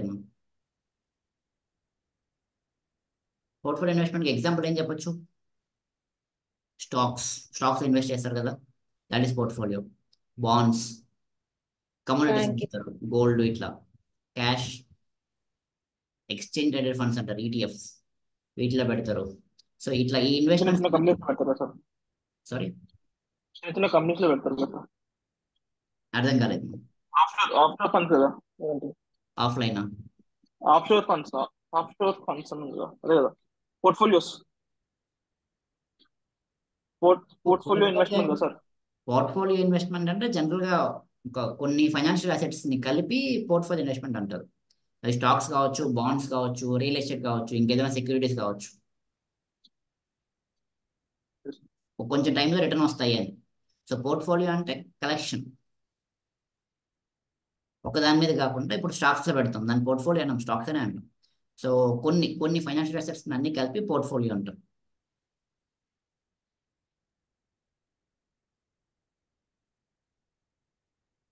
ఎందుకంటే రిస్క్ తగ్గుతుందమ్మా. మీకు ఒక సామెత ఉంటుంది, do not put all the eggs in one basket అని. ఆ బాస్కెట్ కింద పడిందంటే ఎగ్స్ అని బయలుపోతాయి. సో ఎప్పుడు కూడా ఇన్వెస్ట్ చేసేటప్పుడు అన్ని ఒక దగ్గర పెట్టకూడదు. You should distribute investments in different baskets.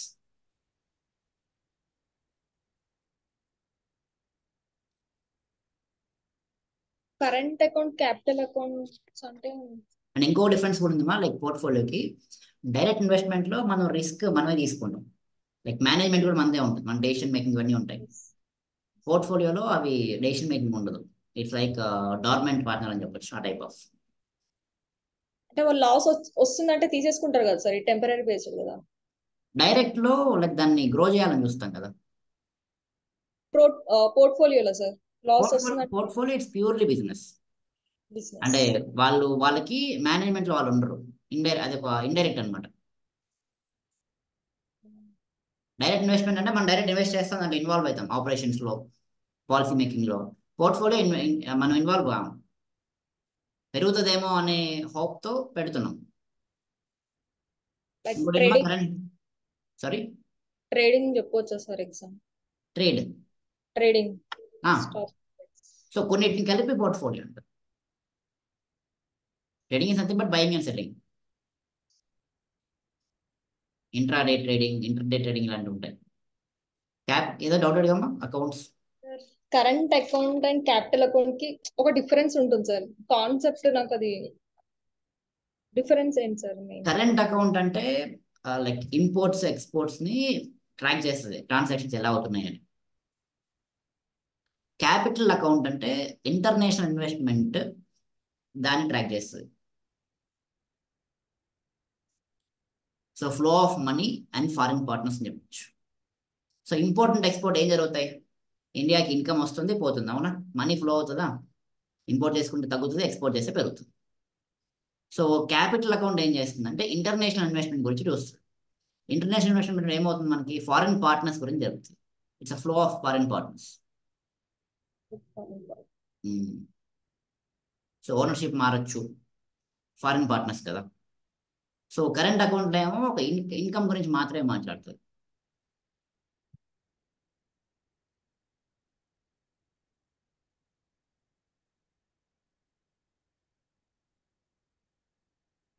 అర్థమైందా? ఓనర్స్ అంటే లైక్ ఇన్వెస్ట్మెంట్ ఓనర్ ఎవరు? ఇండియన్ ఓనరా వేరే కంట్రీ ఓనరా? అది ట్రాక్ చేస్తుంది క్యాపిటల్ అకౌంట్. క్యాపిటల్ ఎవరి దగ్గర ఉంది? ఓనర్షిప్ అనేది ప్రైమరీ రోల్ అనమాట క్యాపిటల్ అకౌంట్. Okay sir. ఎందుకంటే ఇప్పుడు ఇండియా అతనికి ఓన్ చేస్తున్నారు, ఓనర్షిప్ ఇండియా అతను ఉందంటే అవి రిటర్న్స్ కూడా ఇండియాకే వస్తాయి. ఓనర్షిప్ వేరే వాళ్ళది ఉందంటే సో దాన్ని బట్టి ఇన్కమ్ మారుతుంది కదమ్మా. అందుకని చెప్పి దాన్ని క్యాపిటల్ అకౌంట్ పెట్టి ట్రేస్ చేస్తూ ఉంటారు, ట్రాక్ చేస్తూ ఉంటారు. క్యాపిటల్ అంటే అసెట్స్, లయబిలిటీస్, ఇన్వెస్ట్మెంట్స్. ఇంకా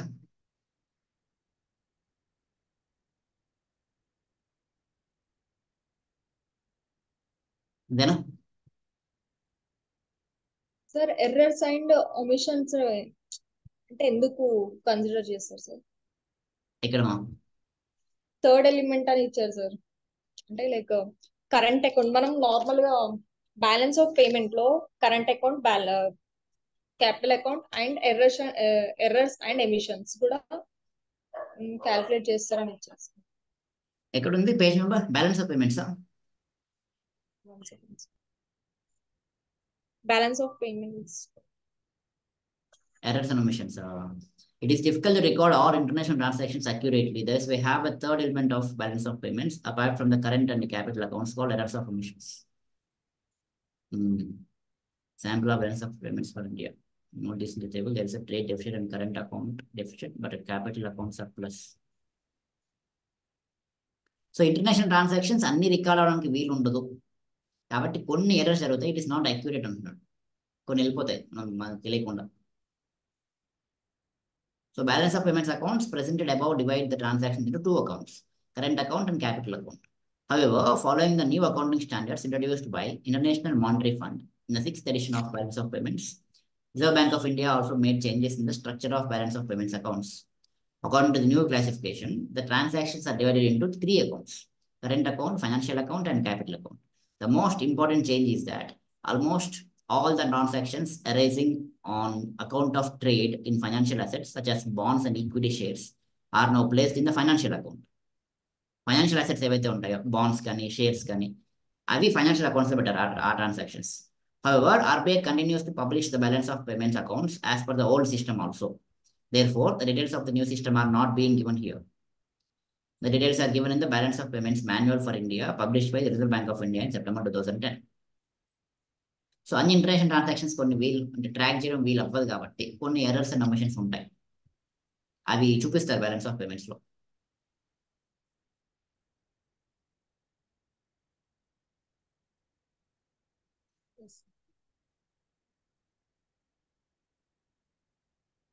so India balance of payment surplus or deficient? Depends. ఇప్పుడమ్మా Yes, sir. ఇప్పుడు what do you think so?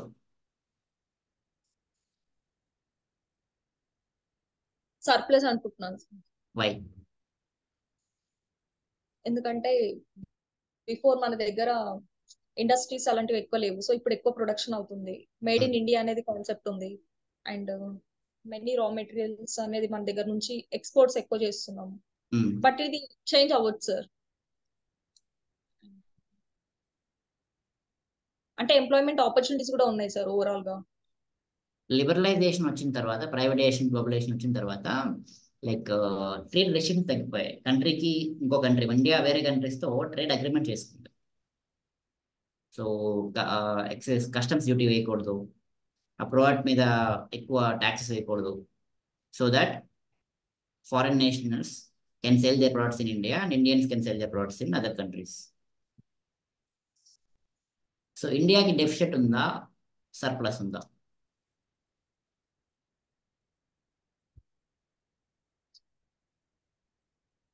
Find out,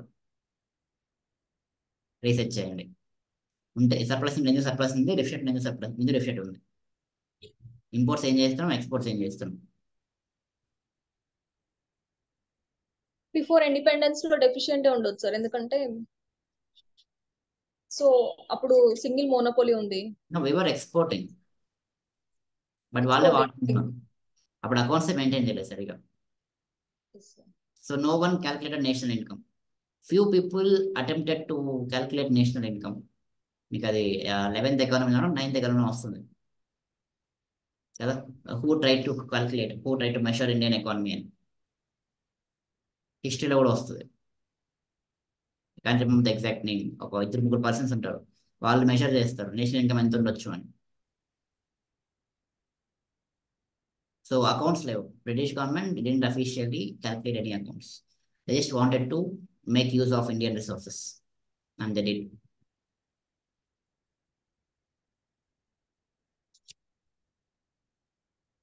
As independent India, as a sovereign country, we are taking multiple decisions and we are exporting also.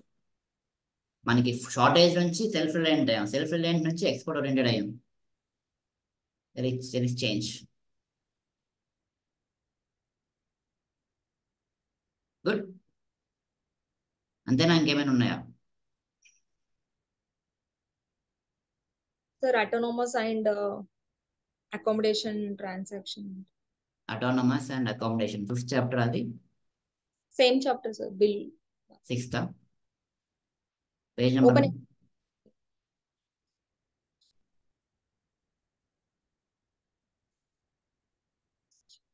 Sorry, వినిపించలేదు. 1 second, sir. The page number 89. 89. Yes. International economic transactions are called autonomous when transactions are made due to some reason other than to bridge the gap in the balance of payments. That is, when they are independent of the state of balance of payments. One reason could be to earn profit. These items are called above the line items in the BOP. The balance of payments is said to be in surplus if autonomous receipts are greater than autonomous payments.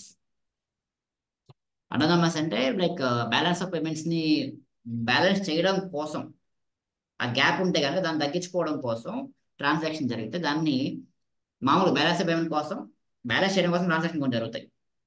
అట్లా కాకుండా న్యాచురల్గా జరిగేవాడు. So balance of payment సంబంధం లేదు, ఎప్పుడు జరిగే విధంగా జరుగుతూ ఉంటాయి. అలా జరిగే ట్రాన్సాక్షన్ అటానమస్ ట్రాన్సాక్షన్స్ అంటారు. ఎగ్జాంపుల్, ప్రాఫిట్ కోసం చేస్తున్నారు, వాళ్ళ బ్యాలెన్స్ పేమెంట్ అవసరం లేదు వాళ్ళకి, వాళ్ళ ప్రాఫిట్ కావాలి, వాళ్ళు చేస్తారు అట్లా. సో ఇది అబౌవ్ ద లైన్ అంటారు వీటిని. సో అకామిడేటింగ్ ట్రాన్సాక్షన్స్ అంటే ఇవి బిలో ద లైన్. ఏమవుతుంది, ఇవి బ్యాలెన్స్ ఆఫ్ పేమెంట్ లో గ్యాప్ ఉంటుంది కదా, ఆ గ్యాప్ ఫిల్ చేయడానికి, ఆ డెఫిషియట్ ని ఫిల్ చేయడానికి, అంటే డెఫిషియట్ అయినా సర్ప్లస్ అయినా ఆ డెఫిషియట్, ఆ గ్యాప్ ని బ్రిడ్జ్ చేయడం కోసం ట్రాన్సాక్షన్ చేస్తారు కొన్ని. ఇవి accommodating transactions, to accommodate the gap. So in other words, they are determined by the net consequences of autonomous transactions. Autonomous జరిగే ట్రాన్సాక్షన్ కి కాన్సిక్వెన్సెస్ ఉంటాయి, దానివల్ల డెఫిషియట్ సర్ప్లస్ వస్తుంది. మన డెఫిషియట్ అయితే మనం అకామిడేట్ చేస్తాం, వేరే కంట్రీ డెఫిషియట్ అయితే వాళ్ళు అకామిడేట్ చేస్తారు. Since the official reserve transactions are made to bridge the gap in BOP, they are seen as the accommodating transactions.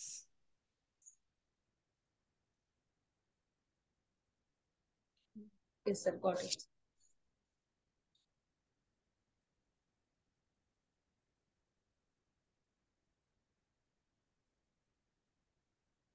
అంతేనమ్మా? ఇంకా గుడ్. ఏదైనా డౌట్స్ ఏమైనా రాసి పెట్టుకోండి, దట్ మేక్స్ ఆ టాస్క్ ఇది టకటక అడిగేయచ్చు. గుడ్. సో మీకు అనౌన్స్ చేస్తాను, షెడ్యూల్ ఇస్తారు, లైక్ మీకు సిలబస్ ఎప్పుడు స్టార్ట్ చేద్దాం అనేది. 1 or 2 weeks గ్యాప్ రావచ్చు. Utilise this time to revise. ఎప్పుడైనా మీకు చదవని కాన్సెప్ట్స్ ఉంటే అవి చదవచ్చు. లేదు, మీకు 11th లో పొలిటికల్ థియరీ స్కిప్ చేయొచ్చు. మీరు ఇంతమంది చదవకపోయి ఉంటే కనుక స్కిప్ చేయొచ్చు, ప్రాబ్లం లేదు. అండ్ 11th లో థీమ్స్ ఇన్ వరల్డ్ హిస్టరీ మీరు చదవకపోయింది, దాంట్లో డిఫికల్టీ ఉంటే కనుక స్కిప్ చేయొచ్చు. ఈ గ్యాప్లో రివిజన్ చేసుకునేటప్పుడు 11th ఇండియన్ కాన్స్టిట్యూషన్ నెట్వర్క్ చదవండి, సరిపోతుంది. పాలిటీకి ఎకానమీ చదవాలి, జోగ్రఫీ 2 books చదవాలి, హిస్టరీ అది fundamental of physical geography and Indian geography, economy, geography and polity. 12th class polity like ఇది ఇంటర్నేషనల్ రిలేషన్స్ జనరల్గా పాలిటీ పర్స్పెక్టివ్ అవసరం లేదు. హిస్టరీ కూడా ఇది themes not needed. Economy and geography కూడా జనరల్ పర్స్పెక్టివ్లో ఉంటుంది, ఎకనామిక్ జోగ్రఫీ కిందకి. సో జనరల్ చదివి పెట్టుకోండి. ఇవి కాకుండా 10th వరకు ఏదైనా పెండింగ్ ఉంటే మస్ట్ అండ్ షుడ్ కంప్లీట్ చేసుకోండి. Okay sir. ఎందుకంటే ఫ్యూచర్లో మీకు మెయిన్ సిలబస్లో అవన్నీ వస్తాయి. సో అప్పుడు ఇబ్బంది అవ్వకుండా నేను మీకు I try to put up NCERT sources in the main schedule also. Main షెడ్యూల్లో కూడా ఆ చాప్టర్స్ ఏవైతే ఎన్సీఆర్ టచ్ అవుతున్నాయో ఆ చాప్టర్ కూడా ఇస్తాను. So that you can correlate ఎక్కడెక్కడ ఏముంది అని. ఒకవేళ అది గుర్తులేకపోతే ఎన్సీఆర్లో వెళ్ళి కూడా చూసుకోవచ్చు.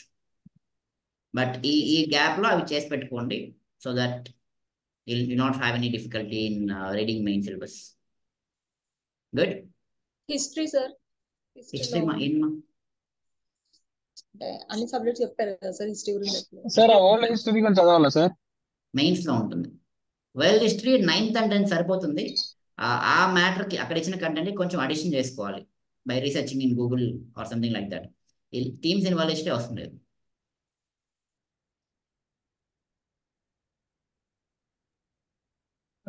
9th 10th ఓల్డ్ హిస్టరీ ఖచ్చితంగా చదవాలా సార్? 9th and 10th పక్కా చదవాలి. గుర్తుకుండకపోతే సార్ మాట్లాడదాం, ఫోన్ చేయి. సార్. ఇది బుక్ లిస్ట్ మీరు పెట్టారు కదా సార్, దాంట్లో అంటే చాయిసెస్ ఉన్నాయి సార్ 2-3. సో ఎగ్జాక్ట్ లో ఏ బుక్ తీసుకోవాలని చెప్పి అంటే అమ్మా లక్ష్మీకాంత్ అది ఫైనలైజ్ చేస్తాను నేను. సింగిల్ సోర్సెస్ ఉన్నవైతే కొనుక్కోవచ్చు. మల్టిపుల్ సోర్సెస్ ఒకటి ఫైనలైజ్ చేస్తాను. It will take some 2 to 3 days of time. All are good books, but what we are going to follow, మనం ఏం ఫాలో అవుదాం అనేది డిసైడ్ అవుదాం. మీకు ఇన్ఫర్మేషన్ ఇస్తాను. అది సింగిల్ సోర్సెస్ ఉన్నవి కొనేసుకోవచ్చు. బట్ 2-3 రోజుల్లో వచ్చేస్తాయి బుక్స్ మీకు ఆర్డర్ పెట్టినా కూడా. సో ఇబ్బంది ఏమి ఉండదు. సో రివిజన్ మీద జాగ్రత్తగా కొంచెం ఫోకస్ చేయండి. అండ్ మీకు సిలబస్ స్టార్ట్ అయ్యే ఒక 1 week ముందే ఇచ్చేస్తాను బుక్స్ అన్ని కూడా ఏం తీసుకోవాలని. ఓకే, అందరికి వాట్సాప్ చేస్తాను, అందరికి టెలిగ్రామ్లో కూడా చేద్దాం. సార్ ఇప్పుడు ఎకనామీలో అంటే ఈ book present micro economics compulsory చదవాలి. నెక్స్ట్ ఇంకోటి అంటే ఎక్కువ టైం లేదు కదా, అన్ని బుక్స్ చదవలేము.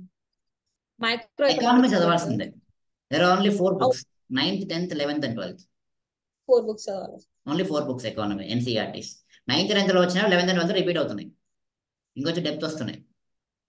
కాకపోతే 9th and 10th చదివితే చాలా బేసిక్ ఎగ్జాంపుల్స్ ఇచ్చుంటారు. ఆ బేసిక్ ఎగ్జాంపుల్స్ అర్థమైన తర్వాత 11th and 12th చదివితే you can relate with easily. Direct 11th, 12th చదివినప్పుడు ఎగ్జాంపుల్స్, బేసిక్ ఎగ్జాంపుల్స్ తెలియదు కాబట్టి అర్థం కావు కాన్సెప్ట్స్. అందుకని మీరు పడినప్పుడు నేను ఏం చేస్తున్నా, ఏదో ఒక చిన్న చిన్న ఎగ్జాంపుల్స్ ఏమని చెప్తాను, ఈజీగా అర్థమవుతుంది అనమాట. సో 9th and 10th చదివిన తర్వాత 11th and 12thకి వెళ్ళండి. రిజంబ్లెన్స్ ఉంటుంది కాబట్టి ఈజీగా అయిపోతుంది. మైక్రో ఎకనామిక్స్ అవసరం లేదు, ఓన్లీ మ్యాక్రో చాలు. Because you are going to be a policy maker.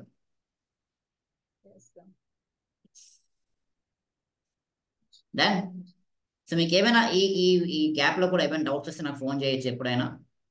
So don't wait for the session to resume.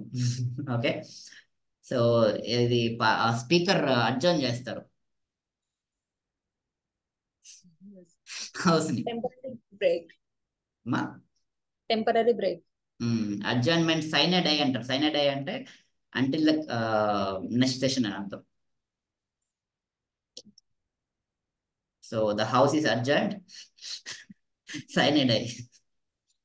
Okay, అందరు సైలెంట్ ఉన్నారు సార్, లైక్ ఎవరేం like even last class break అంత. బా 2 వారాలు గ్యాప్ దొరుకుతుంది, హ్యాపీగా ఉండొచ్చు అనుకుంటున్నాను. అవునా?